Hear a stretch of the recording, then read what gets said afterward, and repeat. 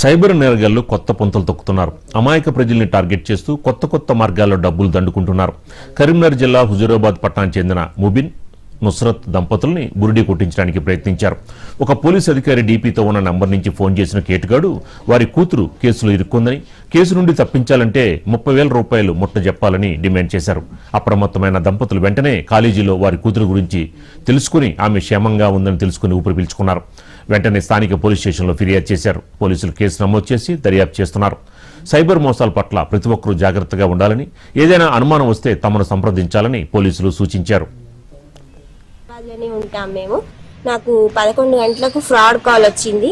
మా పాప inter second year.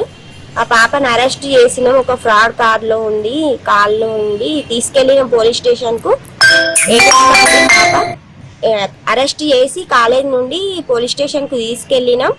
అక్కడ వెనకాల ఎలా తీసి ఆమెకు టార్చర్ చేస్తాను మేము. ఆమె ఒప్పుకున్నది కూడా నేను చేసిన అని, మీరు నాకు డబ్బులు ఇస్తే నేను వదిలిపెడతా, మీ పాప కూడా ఒప్పుకుంటాంది, ఫోన్ పే చేయండి 30,000 అని అన్నారు. అంటే నేను గూగుల్ పే ఉందా ఫోన్ పే ఉందా అంటే నా దగ్గర గూగుల్ పే లేదు, ఫోన్ పే లేదు, నా దగ్గర డబ్బులు లేవు సార్ అని అంటే, నేను కాలేజ్ ప్రిన్సిపల్తో మాట్లాడిస్తాను, నేను వదిలిపెట్టి మీ ఇంటికి పంపిస్తాను ఆ పాపను, మీరు డబ్బులు ఎట్లయినా వేయండి, ఈ విషయం ఎవ్వరికి చెప్పద్దు, ఎవ్వరికి తెలియనివ్వద్దు అని అన్నాడు. వాళ్ళనే ఉంటాం మేము.